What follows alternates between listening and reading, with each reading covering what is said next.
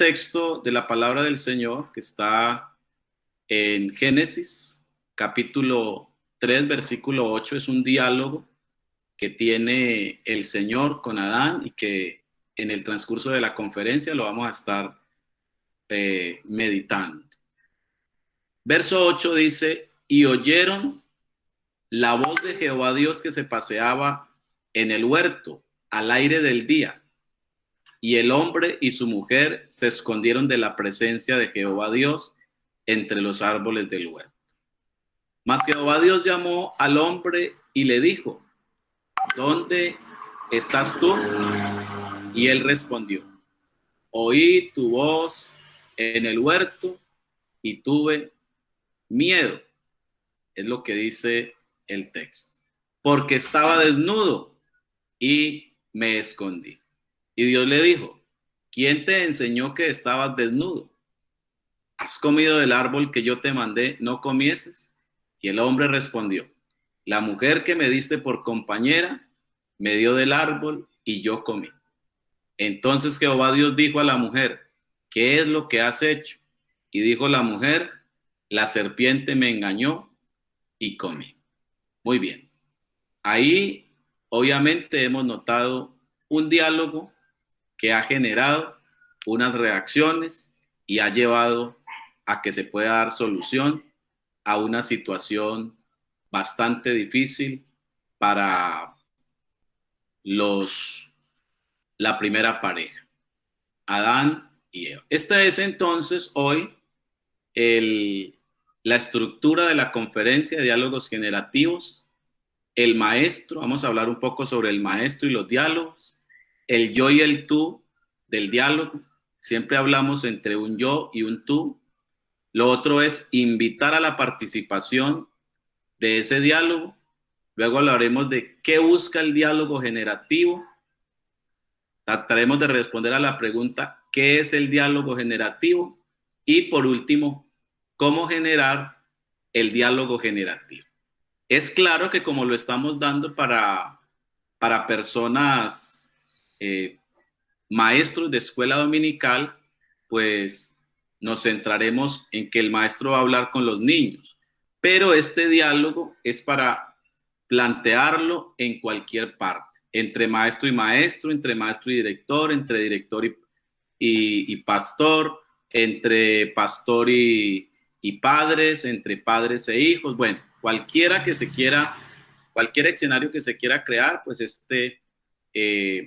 es como el formato para hacer lo que son los diálogos generativos. Entonces vamos a arrancar con el maestro. Este sería el primer actor. Me gustaba mucho la respuesta que nos daba ahora el hermano Eduardo, y hacía énfasis en algo que decía yo: enchaza muy bien con lo que vamos a hacer en esta tarde, que es aprender a escuchar la narrativa del niño. O no solo del niño, sino del otro sujeto que está enfrente mío.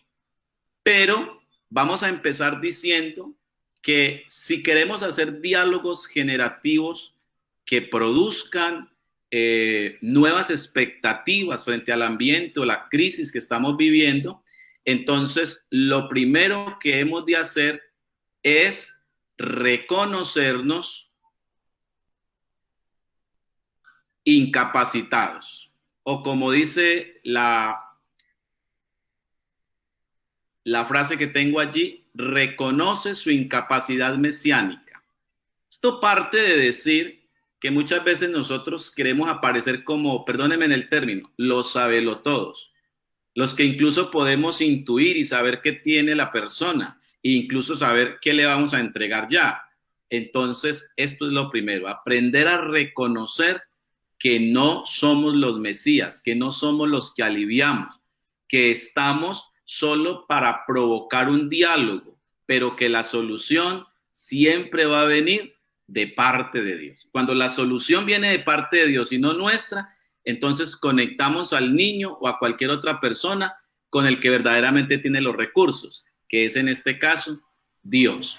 Hay un texto, y este texto es muy diciente porque este texto está en Juan 1:20, y dice: este es el testimonio de Juan cuando los judíos enviaron de Jerusalén sacerdotes y levitas para que le preguntasen: ¿tú quién eres? Confesó y no negó, sino que confesó y dijo: yo no soy el Cristo.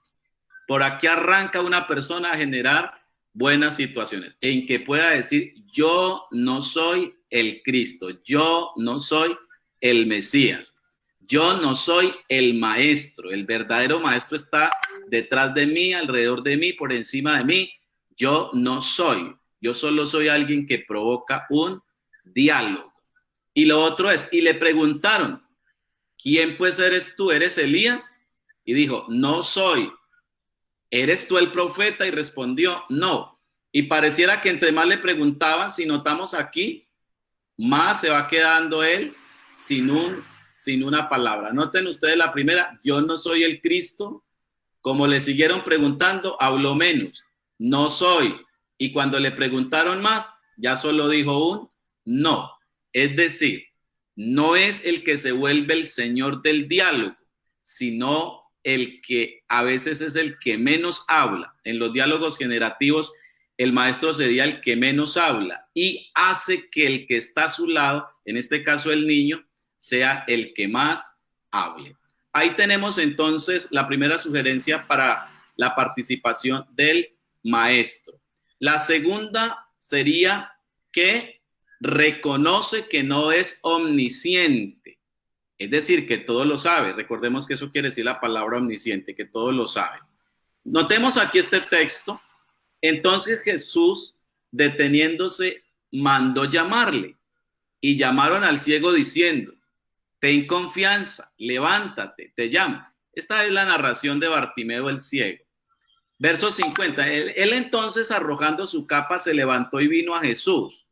Respondiendo Jesús, le dijo: ¿qué quieres que te haga?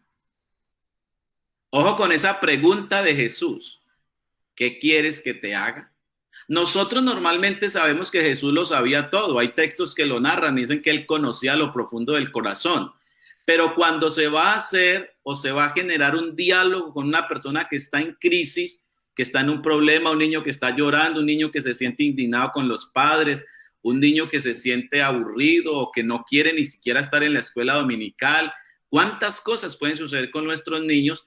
La idea sería seguir este ejemplo de Jesús. Aquí Bartimeo era un ciego, tenía una capa, seguramente Jesús lo vio. Es más, vio que lo traían a él otras personas, así que fácilmente Jesús pudo observar que él era ciego. Pero aún sabiendo que él era ciego, como éste insistió en llamarlo tantas veces, Jesús no dio por hecho que lo llamaba para que le curara la vista. Por eso no saca su poder y dice: eres ciego, ahora te sano, y ¡pum!, ahí mismo lo sanó. No. Genera un diálogo. ¿Qué quieres que te haga? Parte del querer del otro. Y eso es muy dignificante, porque lo reconoce como persona. No lo ve como lo ven los demás. El ciego, así lo llaman, el ciego. No, él lo ve como persona y le dice: ¿qué quieres que te haga? ¿Qué tal que un niño venga allí todo aburridito y que usted pueda hacer una pregunta, o que lo vea enojado y usted pueda hacerle una pregunta en vez de entrar en un discurso con él? Yo creo que una de las características de la posmodernidad, de lo que nos hablaba ahora el hermano, y que pudiéramos sacarle provecho, es que la posmodernidad renunció a ese discurso. Y el hermano Eduardo ahorita nos planteaba muy bien el asunto de la destrucción a los megarrelatos o metarrelatos, que ya no son tan importantes los discursos de una sola persona, de ese científico que hizo toda la investigación y que viene a decirnos cómo son las cosas, y él es el experto. Por eso se hablaba de que hoy ya no son los maestros, no hacen como el que sabe todo, sino simplemente como que el que acompaña a la construcción del conocimiento. Y eso no es tan malo como algunos quieren de pronto plantearlo. No, al contrario, es muy bueno, porque nos pone a todos en el mismo nivel para dialogar los unos con los otros. Así que el maestro llega como un facilitador, el pastor llega como un facilitador en esas crisis que tienen las personas. ¿Qué quieres que te haga? Qué pregunta tan interesante. Pero Jesús, tú lo sabes. Él lo sabe, pero quiere dialogar con un ser humano que también puede responder, que tiene inteligencia, que tiene recursos, que tiene deseos. ¿Qué tal que le hubiera sanado los ojos y cuando le preguntara, ¿y usted quería que le sanara los ojos? Y él de pronto rascándose la cabeza dijera, en realidad no era eso lo que yo realmente necesitaba más, sino que yo necesitaba era que usted me ayudara con un muchacho que tengo en la casa muy rebelde. Entonces, es muy importante que, ojo, reconocer que no somos omniscientes. No define la necesidad del otro. Eso es declararse no omnisciente. No define la necesidad del otro. Mucho menos crea respuestas antes de conocer la necesidad. Ese es el primer trabajo que tiene que hacer un maestro para generar diálogos generativos. Si logra hacer esto, es como si le bajara ruido a todo su conocimiento, le bajara volumen, y se quedara más con lo que el otro está diciendo, porque nos volvemos a veces muy expertos y cuando el otro habló y dijo algo, uno ya casi cree saber cómo le puede responder. Y de hecho nosotros muchas veces nos acostumbramos a que cuando alguien nos hiciera una pregunta, hasta en la mente uno está preguntando, Señor, ¿y yo ahora qué le respondo? ¿Qué le voy a decir? Deme aquí, no me dejen vergüenza. Como si esto se tratara de volverse expertos. Realmente en los diálogos generativos, el que ayuda en el acompañamiento casi que aparece como un ignorante. Como está aquí el señor Juan el Bautista. ¿Usted quién es? No soy, no sé. Yo no soy, no sé. Eso es el trabajo de un dirigente, de un maestro en un diálogo que genere algo en una crisis que tenga el niño. Yo quisiera enfocar la enseñanza en tiempo de crisis. Me gustó mucho como la enfocó el hermano Eduardo, que era mirar cómo la enseñanza puede estar en crisis, pero también se puede ver desde el otro lado, y es cómo la enseñanza puede acompañar en los tiempos de crisis. ¿Qué sería la idea que propondría en esta conferencia? Es cómo podemos nosotros como maestros ser solución, ayuda para los que están en crisis, pero ayuda desde aquí, desde el que no sabe, para entrar en diálogo con el otro. Es decir, que reconocer que no hay una fórmula mágica para resolver todos los problemas, que no nos vaya a pasar que todo el que venga a aconsejarnos le demos el mismo consejo, porque eso sería tener por allí como una pócima y creer que eso se lo podemos estar entregando a todos para que se les solucione el problema. No. Reconocer que no hay fórmulas mágicas para resolver todos los problemas. Entonces, ¿eso qué quiere decir? Que cada problema tiene una salida, que cada caos tiene unas alternativas y que lo que vamos a hacer es con el otro navegar para encontrar esas salidas. Bueno, espero que este punto sobre los maestros haya quedado claro. Ahorita vamos a hablar del yo y el tú en ese diálogo que se pretende realizar. Primero hay que reconocer que el otro no soy yo. El otro no soy yo. ¿Por qué es importante tener esto en cuenta? Porque hay que reconocer que el otro es un ser distinto a mí. Y cuando hablamos de distintos, es distintos en todo el sentido de la palabra. Porque muchas veces uno dice, uy, qué calor, y el otro dice, ve, yo no tengo calor. Muchas veces uno opina sobre algo y dice, uy, eso tan bonito, y el otro dice, yo no le veo nada de bonito. O el otro dice, uy, eso tan feo, y uno dice, ve, pero ahí me parece acá. Es decir, distintos. El mundo lo vemos de diferentes maneras. De ahí que se habló de que no habían verdades absolutas. Fue lo que planteó la posmodernidad. No hay verdades absolutas. Y es desde el sentido de que el sujeto mira y no mira de la misma manera. Todos los sujetos miran de formas distintas. Bueno, sí hay verdades absolutas, solo que en cuanto a mirarlo, la realidad, no logramos captarla toda. Y como no logramos captar la realidad Un solo sujeto no puede captar la realidad. Quiere decir que desde la posmodernidad se plantea de que ningún sujeto tiene la verdad absoluta, solo conoce en parte. De hecho, Pablo dijo, ahora conocemos en parte, solo en parte conocemos. Así que desde esto vamos a decir que el otro no soy yo, que percibe la vida de una manera diferente a como la percibo yo, pero que lo que sí podemos hacer es una conexión, ¿sí? Porque el otro es un ser con el que me puedo vincular. El otro es un ser con el que me puedo vincular. Notémoslo aquí. Ese sería entonces el otro, el niño, el maestro, el compañero, el director, el subdirector, la secretaria, el pastor, bueno, quien sea. El otro es un ser con el que me puedo vincular. Y en esa vinculación es donde vamos a producir juntos una alternativa para la crisis que está sufriendo la persona que viene a consultarnos o a la que es menester que ayudemos. Ahora, ¿vincularse para qué? Es lo que vamos a tratar de responder ahora. Lo tenemos aquí en el recuadro naranja. ¿Vincularse para qué? ¿Para qué nos vamos a vincular con el otro, con el niño, con el que sea? Nos vamos a vincular para varias cosas. Primero, para preguntarnos por la salida. Un niño que llega a decir que se le murió el perrito y que él está muy adolorido, un maestro pudiera decirle, eso no es nada, un perro que es un perro, pues si quiere le regala otro perro y ya. Pero esa sería mirar desde usted e ignorar el tú.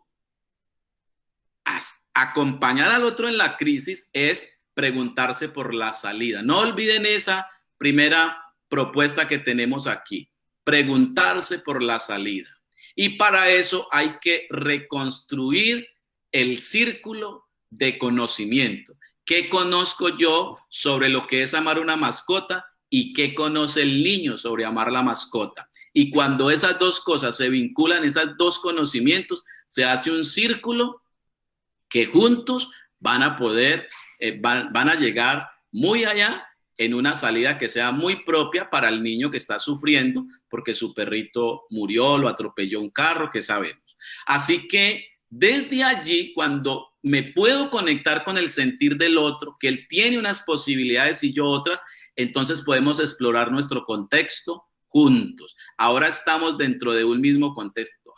Sí, ¿cómo así? ¿Y te duele mucho? Sí, me duele bastante la muerte de mi perrito. ¿Y lo querías mucho? Sí. ¿Y debido a qué lo querías? Es que él jugaba conmigo. ¿Y qué jugabas? Jugaba esto. Es decir, ir entrando en el diálogo para explorar el contexto y saber en últimas cómo puede el niño llegar a un entendimiento y salir de allí él solito, sin que uno le diga, deje de llorar. No, deje de estarse lamentando por eso. A Dios no le gusta la gente que se queja. ¿No será que usted tiene idolatría por ese perrito? Entonces, entrar en un discurso que no tiene ningún sentido, sino que es más bien acompañar desde la crisis al niño que está sufriendo, en este caso, por un perrito. Entonces, esto se llamaría aprendizaje co-construido. Es decir, no le construyo al otro el edificio para meterlo a vivir ahí, no. Si él tiene necesidad de un edificio, le ayudo a construir. Entre los dos lo hacemos. Lo invito a que lo hagamos y lo hacemos juntos. Eso sería entonces llegar al aprendizaje práctico, no conceptual. Esto sí que es interesante que lo tengamos en cuenta. El llegar al aprendizaje práctico, ¿sí? Aprendizaje práctico. Es el aprendizaje del hacer, el aprendizaje de la búsqueda, el aprendizaje de las posibilidades, el aprendizaje de sí mismo, de cómo me afronto yo las situaciones que se me presentan en el ambiente y el aprendizaje de los otros. Note usted lo que hay que aprender. Aquí no se aprende sobre conceptos, porque a veces queremos es que la gente entienda desde la mente, lo comprendió, y nosotros creemos que porque alguien nos dice que sí lo comprendió, ya lo va a hacer. Y muchas veces dice que sí entendió, pero cuando usted ve, no está haciendo nada de lo que se le dijo. ¿Por qué? porque con solo explicar algo conceptualmente, y menos en los niños de 10 años para abajo, porque después de los 10 años aparece apenas el pensamiento abstracto en los niños. Quiere decir que antes ellos se relacionan más con el aprendizaje simbólico, ¿sí? Con el pensamiento simbólico, que hay que representarle objetos para que él pueda aprender. Y creo que Jesús dijo algo muy importante: si no os volvéis y os hacéis como niños, no entraréis en el reino de Dios. ¿Eso qué quiere decir? Que debemos volver a cuando aprendíamos por el hacer, más que aprender por conceptos, porque mire que en las empresas hay algo muy particular cuando le van a dar trabajo a alguien. Cuando le van a dar trabajo le dicen, bueno, ¿y cuánto de práctica tiene usted? Y de pronto puede ser el profesional fulano de tal, que salió de la universidad tal, pero siempre le van a preguntar, ¿y qué tiempo de práctica tiene? ¿Por qué? Porque es que el conocimiento, yo no sé, al menos desde los diálogos generativos, aprender no es conceptualizar cosas, aprender es hacer algo. Por eso, aprender a hacer. Y para aprender a hacer hay que aprender a buscar qué recursos tengo, qué posibilidades tengo y cómo yo, sujeto que está aprendiendo y quiere construir, puede usar esos recursos no solo, sino también con otros. Esa sería la conciencia que se va teniendo en este campo. Por lo tanto, habría que entrar en volvernos creativos o crear. Esa sería pues como desde allí vamos a irnos más acá para ir mirando, crear o ser creativos. Esa sería entonces la vinculación. Vamos a crear juntos, vamos a ser creativos juntos, ¿sí? Formular nuevas ideas. ¿Qué sería eso de crear? Pues formular nuevas ideas, unir experiencias, también lo podemos ver aquí, o simplemente para reubicarnos. También para eso podemos plantear, ¿estamos en el lugar correcto? ¿Estamos en el perfil que es? ¿O debemos tomar otra posición? Miren, acompañar las personas para un diálogo generativo consiste entonces en ayudar a la persona a ubicarse desde otro perfil para que vea el problema de otra manera.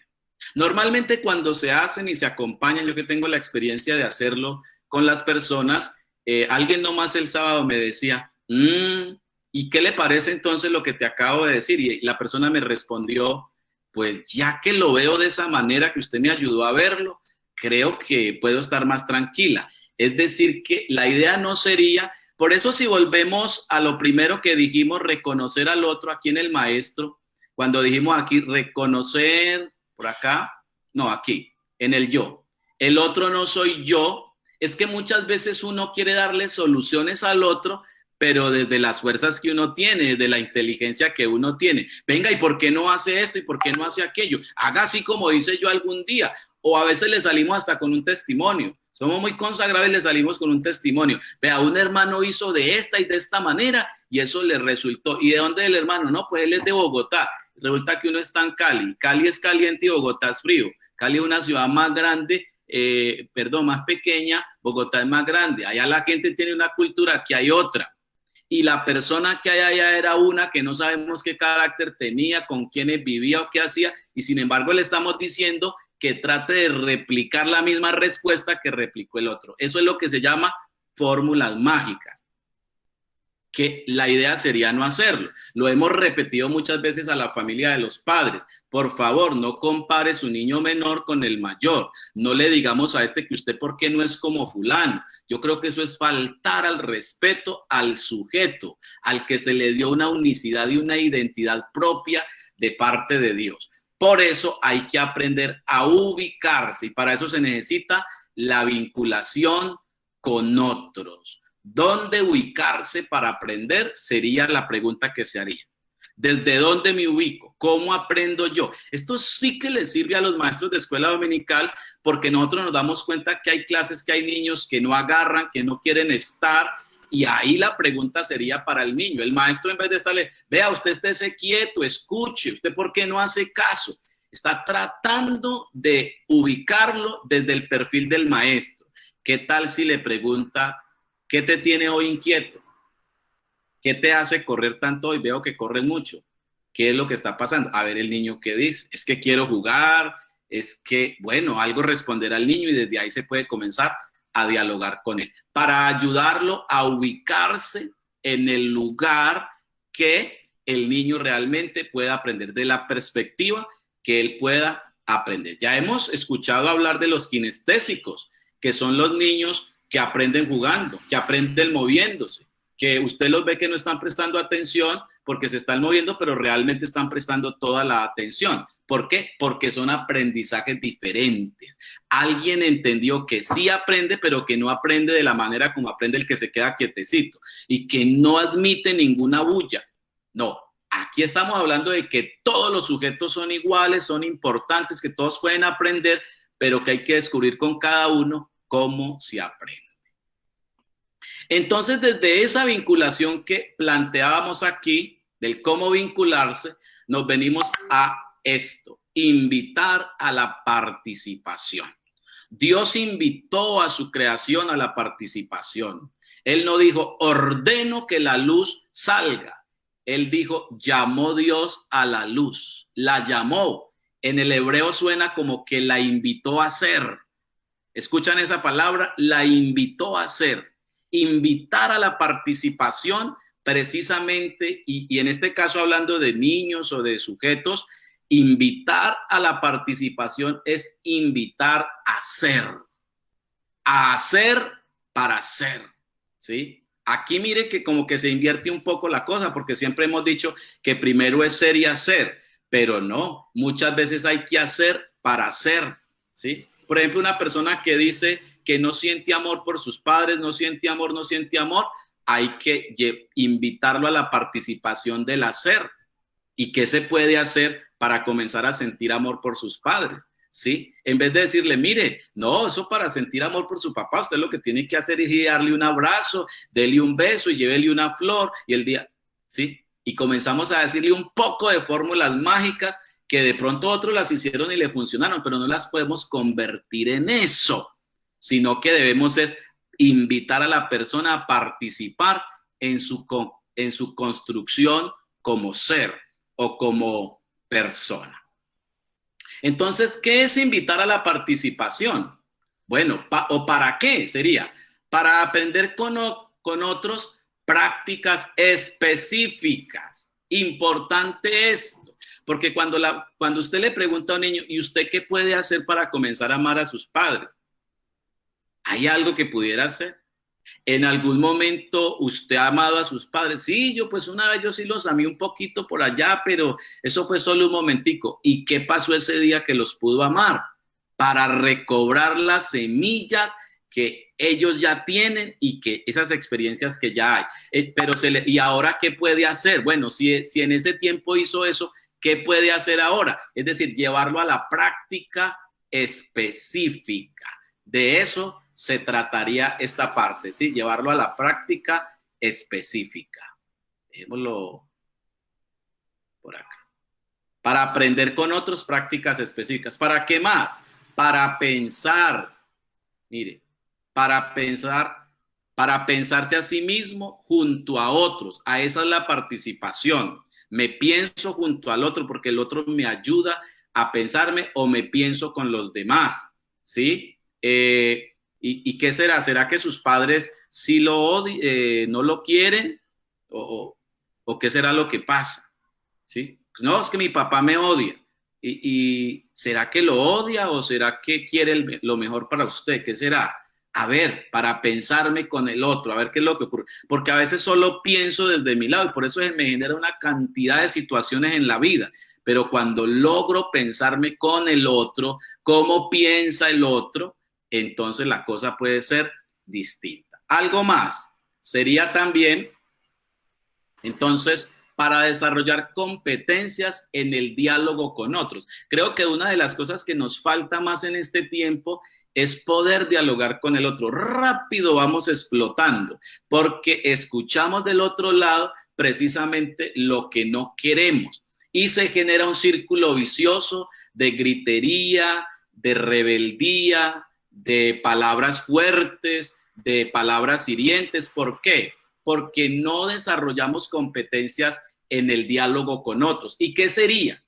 ¿Cómo hacemos para generar ese diálogo, esas competencias con el otro? Bueno, partimos de que nos ponemos en los zapatos del otro. Pero, ¿se ha preguntado usted cómo hace uno para ponerse en los zapatos del otro? ¿Cómo hace uno para ponerse en los zapatos del otro? ¿Que no miramos un texto bíblico por acá a ver cómo hizo Dios para ponerse en nuestros zapatos? Filipenses 2:6. Vamos a mirar a ver. Desde el 5. Aquí el 5. Ya pues, a ver si lo puedo hacer crecer un poquito más para que se vea más grandecito aquí en la pantalla. Aquí. Verso 5. Haya pues en vosotros, ojo pues, haya pues en vosotros este sentir que también hubo en Cristo Jesús, el cual siendo en forma de Dios, Dios estaba en los zapatos de Dios, no estimó el ser igual a Dios como cosa que aferrarse, sino que se despojó. Se quitó los zapatos a sí mismo, tomando forma de siervo, hecho semejante a los hombres. Se puso los zapatos de los hombres y estando en la condición de hombre, se humilló a sí mismo haciéndose obediente hasta la muerte y muerte de cruz. Y mire lo que pasó cuando se humilló, por lo cual Dios también le exaltó hasta lo sumo. Que este es el miedo que tenemos muchos. Sí, pero si yo hago así, luego me la montan. Sí, pero si yo hago de esa manera, luego que... Vea, a Jesús hasta lo mataron, pero luego fue exaltado hasta lo sumo. Noten el recorrido que hay aquí. Dios tenía zapatos de Dios, pero para ponerse en los zapatos del hombre, dice, se despojó de sus zapatos y vino y se colocó el de los hombres. ¿Cómo hacemos para desarrollar competencias en el diálogo con otros cuando dejamos de ser nosotros y vamos a ser como el otro? Es decir, cuando no le impongo mi yo al tú, sino que voy donde el tú para saber cómo eres tú, cómo te duele a ti, cómo son tus zapatos, que es el ejemplo que se ha dado muchas veces. Otra más. Sigamos aquí avanzando para no irnos a quedar en un solo punto. Para entrar en un proceso siempre abierto y sujeto a reflexión permanente. A eso invito al otro. Venga, vamos a entrar en un proceso abierto de reflexión y permanente, porque sí que somos buenos para dejar el diálogo a la mitad. Entonces la idea sería que cuando vamos a entrar en diálogos generativos, sabemos que se van a hablar cosas que de pronto no nos gustan, pero nos vamos a quedar ahí hasta que la reflexión nos vaya llevando en un proceso de mejoramiento, vamos entendiendo cosas, vamos entendiendo hasta que logramos vincularnos bien con el otro. Es decir, la reflexión nunca termina, siempre hay una reflexión permanente. Lo otro es para descubrir los recursos que tiene la persona en crisis y avanzar en la transformación de su propia perspectiva. Desde esto, lo que se plantea, a ver si lo pongo de otro color para que lo vean, para descubrir los recursos que tiene la persona en crisis y avanzar en la transformación de su propia perspectiva. ¿Qué nos está planteando esto? Que quien va a acompañar no da por hecho que el otro no tiene nada.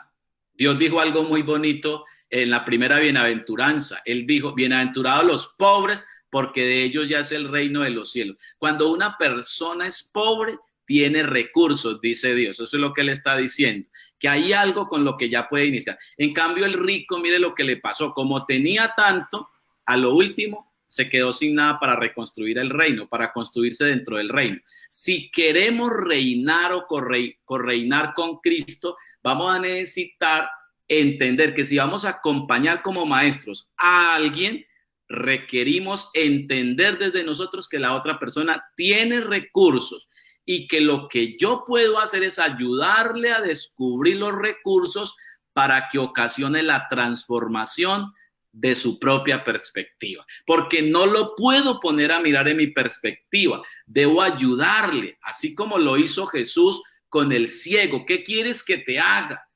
Ah, pues yo quiero que me recobre la vista. Claro, y le ayudó a recobrar la vista. Así que una buena pregunta que hay que hacerle a las personas es, ¿y usted qué quiere? Otra vez, ¿cuál es la pregunta que hay que hacerle? Repítanlo allá en casa, ¿cómo es? ¿Y usted qué quiere? Otra vez, ¿cómo es? ¿Y usted qué quiere? Cuando una persona le venga llorando como llega y le presente todo un problema, escúchelo, trate de hacerle las preguntas de lo que usted no entienda, no dé por hecho que usted entiende nada, así los términos sean conocidos, ¿cierto? Es que me pegó un flechazo en el corazón. ¿Cómo así que un flechazo? ¿A qué se refiere con flechazo? Usted puede entender que le hirió, pero usted necesita, es más, y más que entender usted, el que necesita entender qué es un flechazo es él o ella. Por lo tanto, le devuelves la pregunta para que la persona tenga que rebobinar su propia mente, porque la mente la tiene enredada. Y lo que hay que hacer con la pregunta es hacer que ella rebobine, que ella como, no sé si me entienden el término, que ella como que desenrede pues la cosa para que comience a funcionar su propia mente. Y desde ahí lo que le ayuda es a encontrar sus recursos para que afronte la crisis y logre la transformación de su propia perspectiva. Bueno, esto sería entonces cuando hablamos de invitar a la participación. Ahora venimos entonces aquí a la otra parte, entonces, ¿qué busca el diálogo generativo? Vamos a entrar en esta parte. ¿Qué busca el diálogo generativo? Entonces vamos a comenzar a responder esta pregunta diciendo que lo que busca es, a ver, ¿qué busca? Busca la transformación interna de nosotros mismos. Eso es lo que comienza a buscar, ¿sí? La transformación interna. Ojo, no busca tanto enseñarle a otro un concepto. No. Lo que busca es la transformación interna. Y no solo del otro, sino también mía. Es decir, que los dos se van transformando y formando una nueva perspectiva. Segundo, se centra, esto es muy importante, colocarlo en otra figura, se centra en el hacer para transformar el pensamiento. Ojo, que aquí hubo algo que se giró, porque uno diría, primero pienso y luego hago, pero desde esta perspectiva se le dice, primero céntrese en lo que realmente debe hacer para que su pensamiento sea transformado. Miremos por aquí este versículo, a ver, lo ponemos un poco más grande para que ustedes lo puedan ver en pantalla. En el primer tratado, oh Teófilo, hablé acerca de todas las cosas que Jesús comenzó, ¿qué? A hacer y luego a enseñar. Ojo, maestros de escuela dominical y maestras, directoras, directores, mire cómo empieza esto. Todas las cosas que Jesús comenzó, ¿qué? A hacer y a enseñar. Es muy interesante cuando uno lee la narrativa de la vida de Jesús desde el Evangelio de Marcos, que hablan de que él tenía una doctrina, que él tenía un discurso muy bonito. Vamos a mirar, creo que podemos ir al menos un momentico y mirar por aquí un texto para que usted se dé cuenta lo interesante de este asunto con Jesús, porque Lucas atina muy bien al decir que él comenzó a hacer y a enseñar. Mire, por ejemplo aquí, el hombre que tenía un espíritu inmundo. Y entraron en Capernaum y los días de reposo, entrando en la sinagoga, enseñaba, ojo, enseñaba. Y se admiraban de su doctrina, porque les enseñaba como quien tiene autoridad y no como los escribas. Pero había en la sinagoga de ellos un hombre con un espíritu inmundo que dio voces, diciendo, ¿qué tienes con nosotros, Jesús Nazareno? ¿has venido para destruirnos? Sé quién eres, el Santo de Dios. Pero Jesús le reprendió diciendo, cállate y sal de él. Y el espíritu inmundo, sacudiéndole con violencia y clamando a gran voz, salió de él. Y todos se asombraron de tal manera que discutían entre sí diciendo, ¿qué es esto? Ojo a la pregunta, ¿qué nueva doctrina es esta? Entonces, ¿la doctrina cuál era? La doctrina era el hacer. Era el hacer. Esa era la doctrina. ¿Qué nueva doctrina es esta que con autoridad manda a uno de los espíritus inmundos y le obedece? No habla de conceptualizaciones. Así que de eso es que nos está hablando Lucas aquí, que Jesús comenzó a hacer. El término para hacer es polleo. Ahora lo vamos a estudiar un momentico. Polleo, pero no se le olvide, polleo. Ese es el término. Y él comenzó primero a hacer polleo y luego a enseñar. ¿Y qué es polleo? Polleo es crear. Miremos este otro texto acá. En el principio creó Dios, ¿qué? Los cielos y la tierra. Dice este texto que en el principio Dios se puso a pensar y a reflexionar y a volver a pensar otra vez de que cómo iba a hacer todo. No, dice que simplemente lo creó. Y si usted sigue leyendo, dice que eso que creó como que se deformó, pero él volvió y lo renovó y mantienen una constante renovación. El problema con nosotros es que queremos lograr un status quo. ¿Qué es un status quo? Lograr un status y que la cosa se nos quede quieta, que ahí, que no es mejor. Uno quiere que el hijo mejore y que nunca vuelva a desmejorar, que el esposo mejore y que no desmejore más, que el niño en la escuela dominical mejore y que ya se quede así. Pero resulta que los seres humanos mantienen en un constante movimiento, y no solo los seres humanos, el universo mismo se mantiene moviendo, así que nada es fijo, las cosas se mantienen moviendo, pero en ese azar en que las cosas se mueven es que podemos construir la vida desde la fe y desde la confianza en Dios, porque aunque todo se mueva, Dios está allí para irnos dirigiendo en el camino. Lo importante aquí es entender en este punto que el polleo o el autopolleo, como lo vamos a estudiar ahora, es muy importante. Es decir, que los diálogos generativos se centran en el hacer para transformar el pensamiento. Es decir, que no nos preguntamos tanto sobre conceptos, sino cómo hacerlo. Y cuando nos obligamos a decir cómo es que lo vamos a hacer, es donde las ideas se fuerza el pensamiento a que salgan ideas que den solución a la situación en la que estamos viviendo. Aquí les hablaba del autopolleo. ¿Qué es el autopolleo? Que es una propuesta de un teórico de nuestro tiempo. Sería autohacerse, ¿sí? Autorreformarse. Porque a veces estamos todo el tiempo esperando. Hay gente con una mentalidad pegada, hay gente con cosas en el corazón que oran y oran, pero no ven ninguna transformación y dice, pero es que le he orado y le he orado y le he orado a Dios y nada. Es que hay que orar, pero hacer. No se trata solo de orar, se trata de orar, casi que hacer una declaración de fe. Señor, tengo una tarea por hacer en mi propia vida y es que tengo que mejorar mi carácter. Yo te ruego que me ayudes, y luego a pensar, ¿y cómo voy a hacer para reformar o mejorar mi carácter? Y empezar por cosas chiquiticas, pero empezar, porque el reino de los cielos es como un grano de mostaza, algo muy chiquito, que cuando se siembra, eso comienza a crecer. Y eso sería el autopolleo, que es la misma palabra que encontramos en Hechos, que nos traduce hacer. Solo que allá no es autopolleo, sino polleo, hacer. Pero el polleo es hacer que algo florezca, es hacer que algo germine, es hacer que algo se reverdezca. Dios habla mucho de eso. Yo extiendo los cielos y los vuelvo a recoger. Yo cojo los desiertos y los convierto en manantial y el manantial en desierto. Y uno pudiera creer que Él está diciendo todo eso como para decir que Él es poderoso. Él lo que nos está diciendo con eso es que nosotros también, con la ayuda y con la fe puesta en Él, podemos construir cosas como esas. Gloria al Señor Jesús. Lo otro, desde el autopolleo, para que vamos entendiendo más, es construirse desde el hacer y no desde el concepto. Creo que esto ya se ha dicho, y podemos pasar.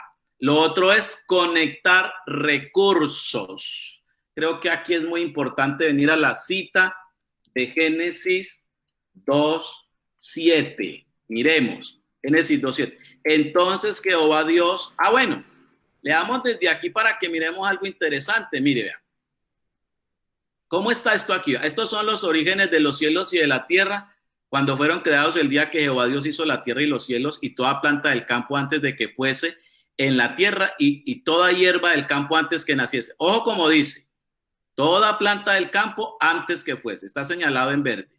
Otra, antes que naciese toda hierba del campo. ¿Qué más dice? No había hecho llover. ¿Qué más no había? No había hombre para que labrase la tierra. Entonces, ¿qué no había? No había hierba, no había plantas, no había agua o no había lluvia mejor, no había hombre. Entonces, ¿cómo estaba eso? Entonces eso era un peladero. ¿Y qué pasó? Mire lo que dice, sino que subía de la tierra un vapor, el cual regaba toda la faz de la tierra. Entonces, ¿qué había? Había vapor y había tierra. Y el Señor nos enseña que con vapor y tierra, con dos recursos, los unió y consiguió hacer una creación que es el ser humano espectacular. ¿Qué es? Cuando entramos en la crisis, casi que decimos, no tengo para dónde ir, no tengo qué hacer, no tengo cómo salir de aquí y creemos que la cosa va a ser terrible. Pero en realidad, aún en la crisis, hay recursos, solo que se nos tapa tanto la mente que no los vemos. Y ahí es donde el acompañante, que sería el maestro, le ayuda al que está en la crisis a encontrar esos recursos.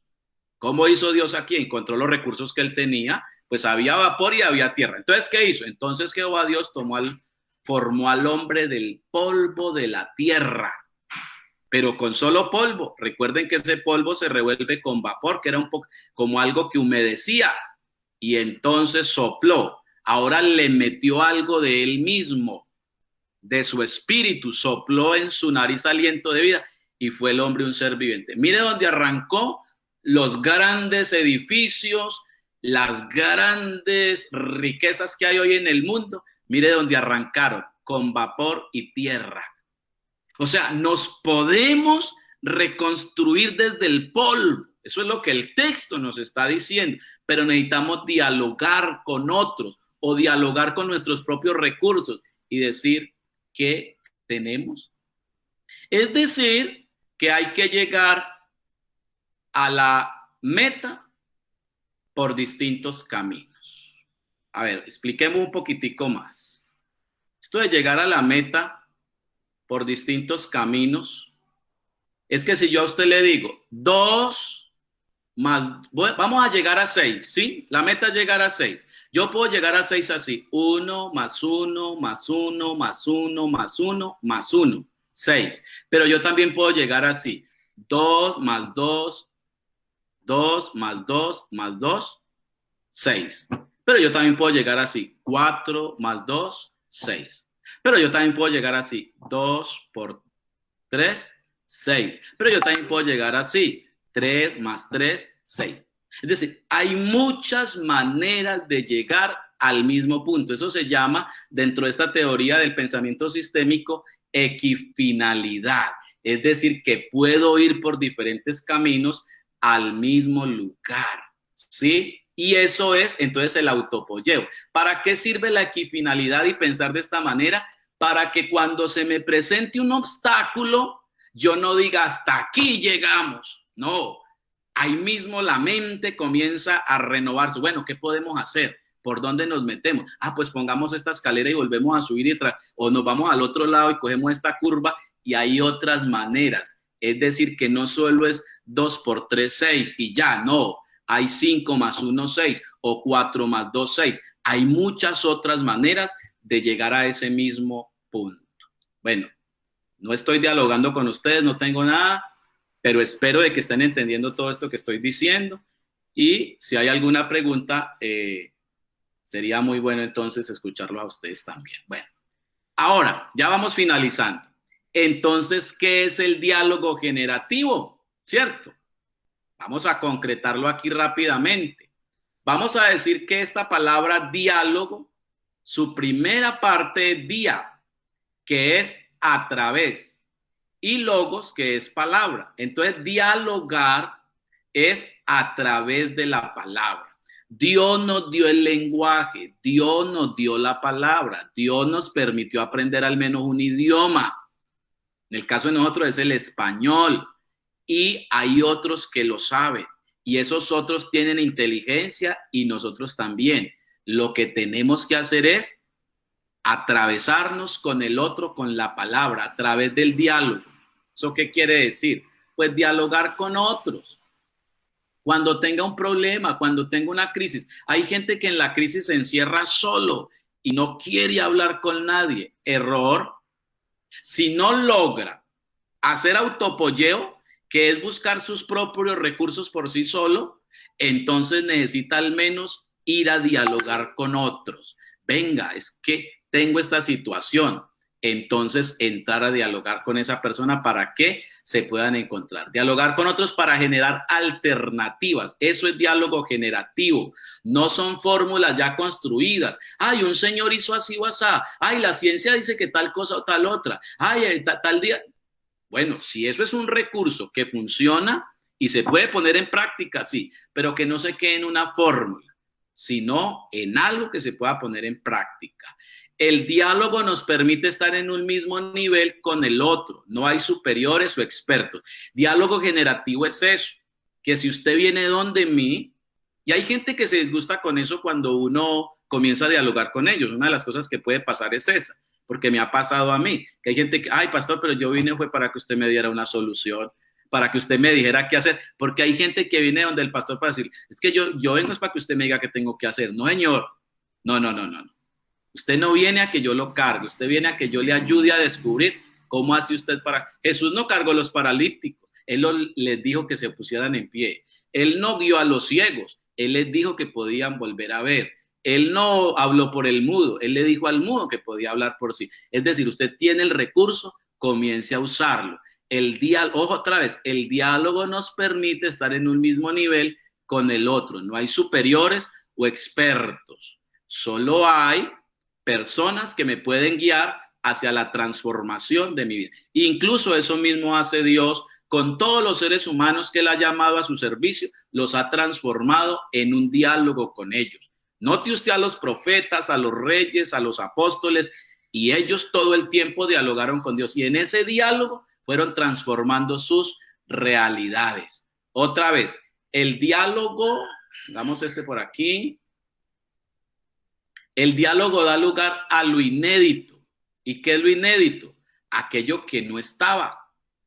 Es decir, que en el diálogo aparecen unas cosas que, Dios mío, aparecen proyectos económicos, aparecen proyectos de salud, aparecen cosas. ¿Por qué? Porque eso hace el diálogo. Otra, para ir entendiendo más qué es el diálogo. El diálogo procura la resonancia en el interior del otro para mover sus propias iniciativas. ¿Qué es crear resonancia en el otro? Es llevarlo a que piense en algo que cuando usted le haga la pregunta le retumbe en la cabeza del otro.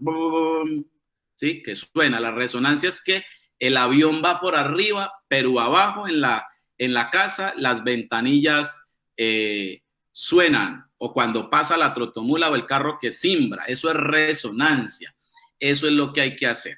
Que cuando la persona se vaya de conversar con usted, se vaya diciendo, como dijeron los de Maús, no sé si se acuerda, que cuando Jesús desapareció de la escena, cuando estaba partiendo el pan, el uno al otro se miró y dijeron, ¿no ardían nuestros corazones cuando Él nos hablaba? Ese es muy interesante, ese diálogo que hay ahí, deberían de leerlo por allá en Lucas 24, porque allí el Señor no llega, Él es el resucitado, el que tiene el poder y la autoridad, pero no llega diciendo, vea, yo soy el resucitado. Él llega a hablar con ellos, oiga, ¿qué pláticas tenéis? ¿Qué pláticas tenéis? ¿Cierto? Y, es que usted es el único forastero que no sabe. de Jesús Nazaret. Y lean ese diálogo y verá que es un diálogo generativo. Creo que es de los mejores ejemplos que tiene la Biblia sobre de esos diálogos espectaculares. Claro que él también dialogó con Job, ¿se acuerdan? Que en el capítulo 40 que le hizo pregunta hasta que ya no más, hasta que Job entendió y dijo, ay, de oídas te había oído, mas ahora mis ojos te ven. Pero era solo haciéndole preguntas para que su mente revolucionara y volviera a arrancar. Con esto prácticamente lo que decimos es que la pregunta en el diálogo hace que la mente pegada vuelva a arrancar. Ya estoy terminando. Por aquí. El diálogo permite un pensamiento sistémico. ¿Eso qué es? Un pensamiento que ya no está como una isla solo, sino que reconoce que puede juntar ideas con las de otros y que al juntar esas ideas se da lugar a un nuevo pensamiento. Esto sería entonces el diálogo. Y para terminar, un ejemplo, ¿no? ¿Cómo generar el diálogo generativo? Vamos a mirarlo de Dios mismo para que lo revisemos.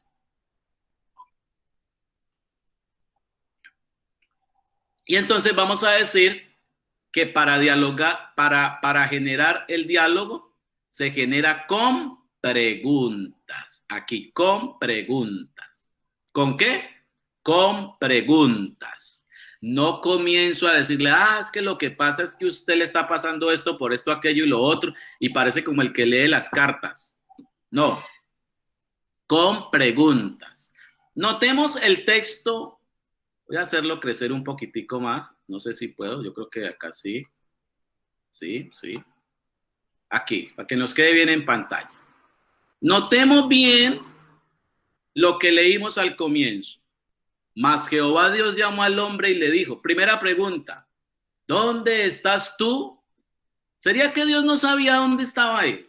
Sí sabía. Pero entonces, ¿qué estaba haciendo? Comenzaba un diálogo generativo. ¿Quién tenía que hablar? El que escuchaba. Entonces, ¿quién tenía que pensar y rebobinar la mente?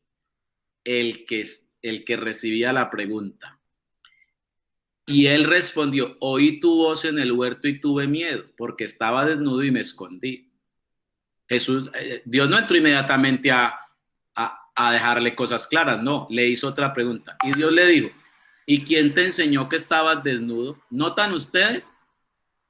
Con la misma palabra que la persona usa, se genera la otra pregunta. Noten, porque estaba desnudo y me escondí. ¿Qué pregunta sigue?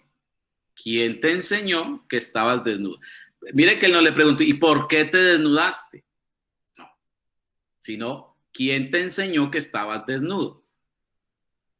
Eso quiere decir que hay un oído atento a lo que el otro dice, porque muchas veces el otro está hablando y la persona que lo atiende está elevado mirando el celular o mirando para otro lado. No, aquí Dios estaba conectado con la persona que sufría y que estaba en su momento difícil.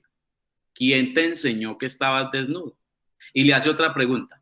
¿Has comido del árbol que yo te mandé no comes? No le dice, yo sí te vi por allá comiéndose ese árbol, es que usted es muy sinvergüenza, ¿cómo me defraudaste? No, después de que no empieza un discurso. Le hace otra pregunta. ¿Has comido del árbol que yo te mandé no comieses?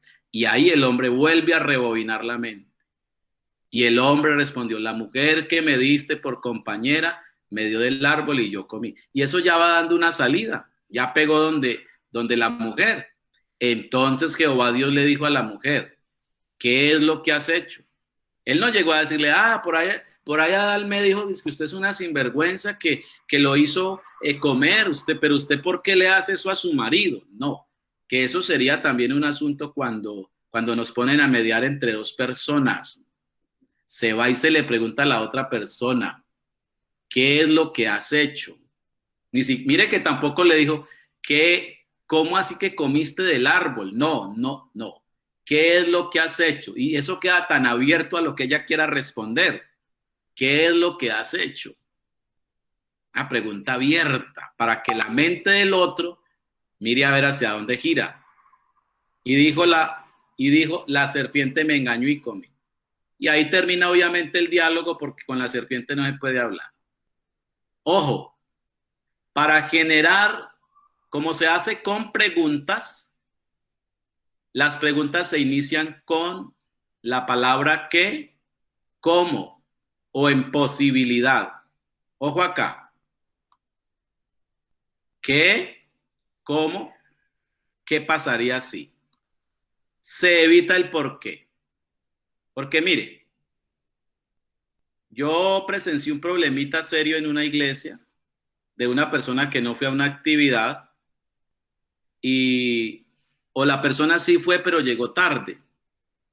Entonces la persona que estaba dirigiendo lo que le dijo fue, ¿usted por qué llega tarde?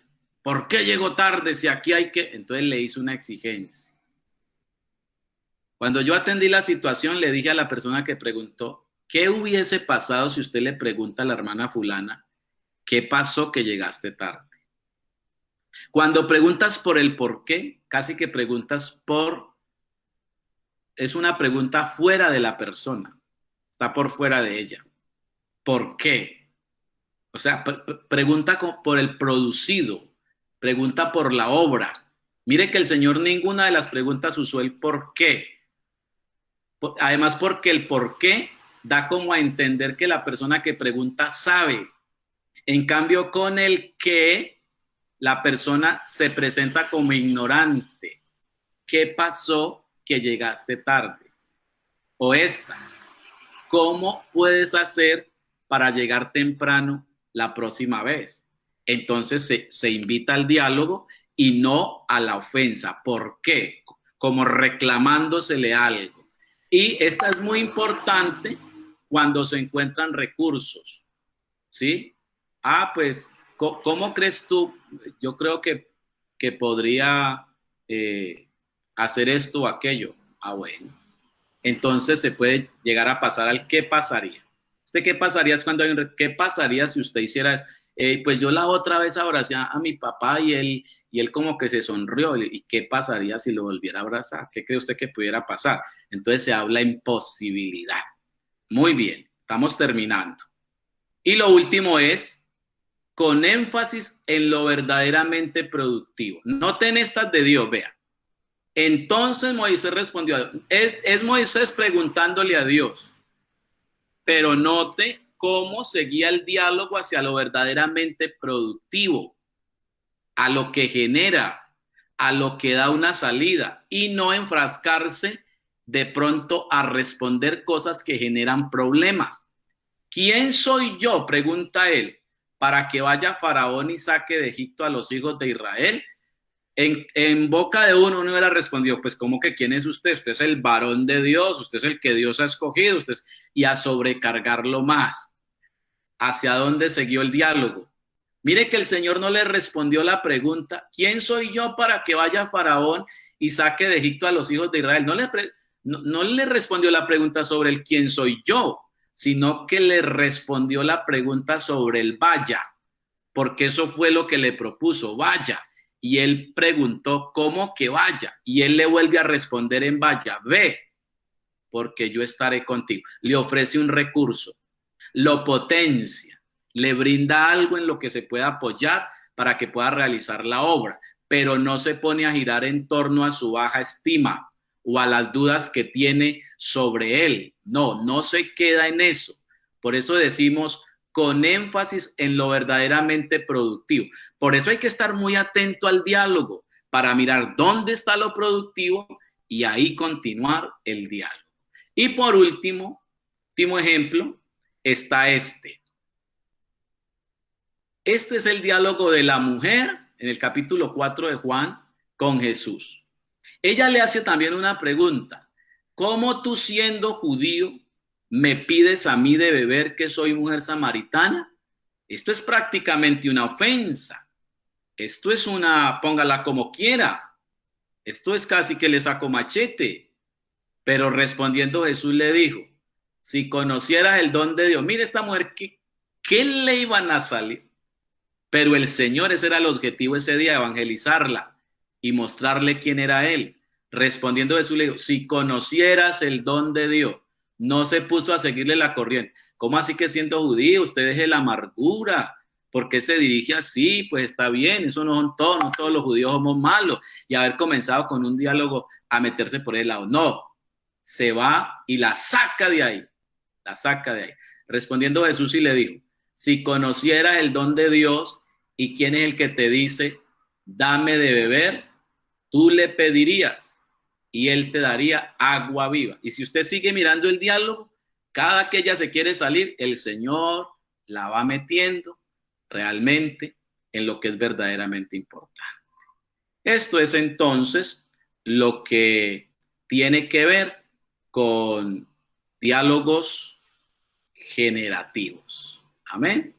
Entonces, agradecer al Señor por su bondad, por su misericordia. Pensemos en esto. Hay dos niños peleando.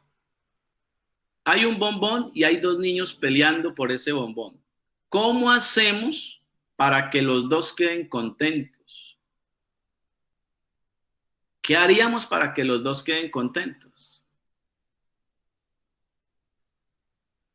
Es posible, mire, una cosa es la solución de problemas y otra cosa es la disolución de problemas.